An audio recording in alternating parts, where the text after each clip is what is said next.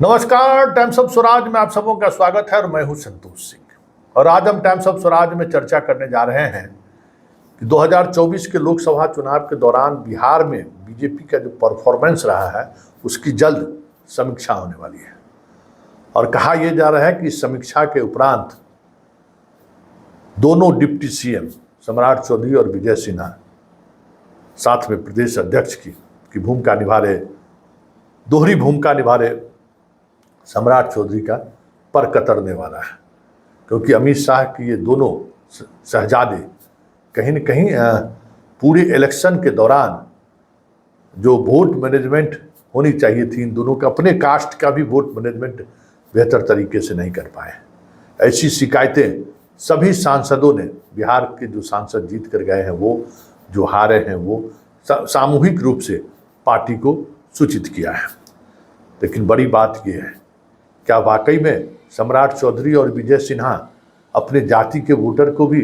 NDA के साथ बनाए रहने में नाकामयाब रहे हैं? बड़ा सवाल है, क्योंकि कुशवाहा की जो राजनीति सेट की गई लालू यादव के द्वारा या सेट किया गया, वो कहीं न कहीं भारी पड़ा सम्राट चौधरी पर। लेकिन सम्राट चौधरी को लेकर जो तर्क दिया जा रहा है कि एक भी कुशवाहा को वो टिकट दिलवाने में कामयाब नहीं रहे। लेकिन बड़ी बात यह है कि कुशवाहा कौन खड़ा होगा, कहाँ से खड़ा होगा, ये सब कुछ तय करना एनडीए गठबंधन के अंदर नीतीश कुमार और उपेंद्र कुशवाहा को था। उपेंद्र कुशवाहा खुद चुनाव लड़े अकेले, नीतीश कुमार ने 3 टिकट दिए कुशवाहा को, 4 टिकट एनडीए की तरफ से भी दी गई थी। इसलिए ये टिकट के सहारे सम्राट चौधरी के तर्क को बचाया नहीं जा सकता है, उसको तर्क को कह सकते हैं कि तर्कस पर चढ़ाया नहीं जा सकता है। इसलिए सम्राट चौधरी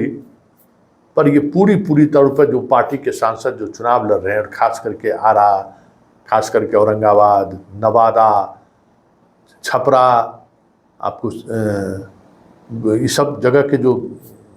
सांसद हैं, चुनाव लड़े हैं, चुनाव जीते हैं, हारे हैं, उन लोगों का तो सीधा आरोप है कि कुशवाहा वोटर हमारे साथ खड़े कहीं दिखाई नहीं दिए। तो ऐसे में फिर उप मुख्यमंत्री के साथ साथ पार्टी के प्रदेश अध्यक्ष होने का मतलब क्या है? तो कोई एक विकेट तो गिरेगा ही गिरेगा। लेकिन यही स्थिति विजय सिन्हा की भी है। विजय सिन्हा भी कह सकते हैं कि शाह के नाक के बाल होने की वजह से, या फिर नीतीश कुमार को जिस तरीके से विधानसभा अध्यक्ष रहते हुए उन्होंने परेशान किया, इस वजह से भले ही उनको पुरस्कार स्वरूप डिप्टी सीएम का पद मिल गया हो, भूमियार के नेता के रूप में उनको स्थापित करने की कोशिश शाह के द्वारा किया गया, लेकिन वोट ट्रांसफर कराने में वो भी नाकामयाब रहे। और खास करके वहां जहां महागठबंधन की तरफ से भूमियार को उम्मीदवार खड़े थे, चाहे वो भागलपुर हो, चाहे वो महाराजगंज हो, चाहे वो वैशाली हो, चाहे वो जहानाबाद हो, 4 बड़े कंस्टिट्यूंसी में भूमियार के वोट ट्रांसफर कराने में विजय सिन्हा बुरी तरह से विफल रहे हैं। लोग कहने लगे हैं कि लखीसराय के अलावा वो भी ललन सिंह का प्रभाव था, तो भले ही वो वोटों को अपने तरफ समेटने में कामयाब रहे, लेकिन एक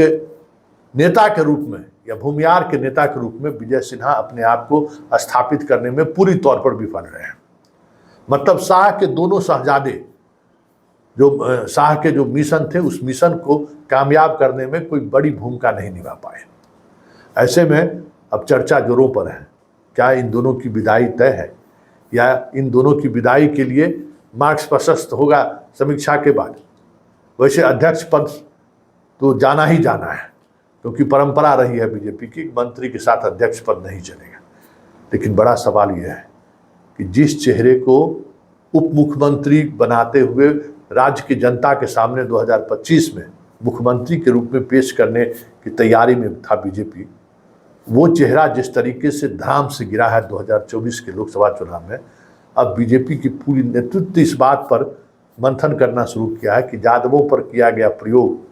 विफल रहा, कुशवाहा पर किया गया प्रयोग भी विफल रहा, भूमियारों को भी बड़ी जिम्मेवारी देने के बावजूद भी भूमियार उस तरीके से वोटों को ट्रांसफर कराने में विजय सिन्हा कामयाब नहीं हुए, तो फिर नीतीश के आश्रय के अलावा बिहार बीजेपी के लिए बिहार में रखा है क्या? अब देखना यह है कि समीक्षा बैठक में आसरा के अलावा अब सुशील मोदी भी नहीं है, अब वो चेहरा भी बीजेपी का नहीं है जो पूरे प्रदेश स्तर पर, पेन प्रदेश स्तर पर जिनकी पहचान हो, पैन स्तर पर, वो भी अब नहीं है बीजेपी के पास। और अब जितने तर्कस के तीर आजमाने थे शाह का, नित्यानंद राय को आजमा लिया उन्होंने, संजय जायसवाल को आजमा लिया, विजय सिन्हा को आजमा लिया, सम्राट चौधरी को आजमा लिया, तो अब उनके तर्कस में वो तीर भी नहीं बचा है जिसके सहारे वो नीतीश और आरजेडी को साध सके। तब देखना दिलचस्प होगा कि बिहार को लेकर अब बीजेपी के फैसला क्या लेती है, क्योंकि बिहार ही एक ऐसा राज्य है